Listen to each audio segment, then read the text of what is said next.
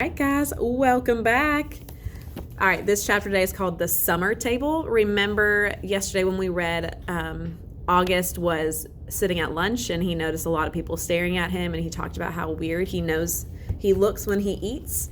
So let's see if lunch gets any better for him. Hey, is this seat taken? I looked up, and a girl I never saw before was standing across from my table with a lunch tray full of food.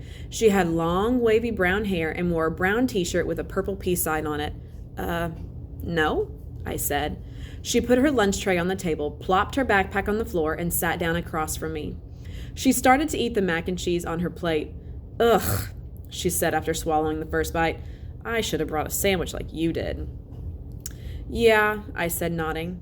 My name is Summer, by the way. What's yours? August. Cool, she said. Summer. Another girl came over to the table carrying a tray. Why are you sitting here? Come back to the table. It was too crowded, Summer answered her. Come sit here. There's more room. The other girl looked confused for a second. I realized she had been one of the girls I had caught looking at me just a few minutes earlier, hand cupped over her mouth, whispering. I guess Summer had been one of those girls at that table too. Never mind, said the girl, leaving. Summer looked at me, shrugged, smiled, and took another bite of her mac and cheese. Hey, our names kind of match, she said as she chewed. I guess she could tell I didn't know what she meant. Summer, August, she said, smiling, her eyes open wide as she waited for me to get it. Oh, yeah, I said after a second. We can make this the summer-only lunch table, she said. Only kids with summer names can sit here. Let's see, is there anyone here named June or July? There's a Maya, I said. Technically May is spring, Summer answered. But if she wanted to sit here, we could make an exception. She said it as if she'd actually thought the whole thing through. There's Julian. That's like the name Julia, which comes from July. I didn't say anything. There's a kid named Reed in my English class, I said. Yeah, I know Reed. But how is Reed a summer name? She asked. I don't know, I shrugged.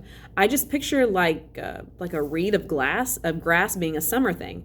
Yeah, okay. She nodded, pulling out her notebook, and Mrs. Petosa could sit here too. That kind of sounds like the word petal, which I think of as a summer thing too. I have her for homeroom, I said. I have her for math, she answered, making a face. She started writing the list of names on the second to last page of her notebook. So, who else? She said. By the end of lunch, we had come up with a whole list of names and teachers who could sit at our table if they wanted. Most of the names weren't actually summer names, but they were names that had some kind of connection to summer. I even found a way of making Jack Will's name work by pointing out that you could turn his name into a sentence about summer, like, Jack will go to the beach, which Summer agreed worked just fine. But if someone doesn't have a summer name and wants to sit with us, she said very seriously, we'll still let them sit if they're nice, okay? Okay, I nodded, even if it's a winter name. Cool beans, she answered, giving me a thumbs up. Summer looked like her name. She had a tan and her eyes were green like a leaf. All right, so looks like his lunch just got a little bit better, right? And he's possibly even made a new friend. Let's see what tomorrow holds for old August Pullman.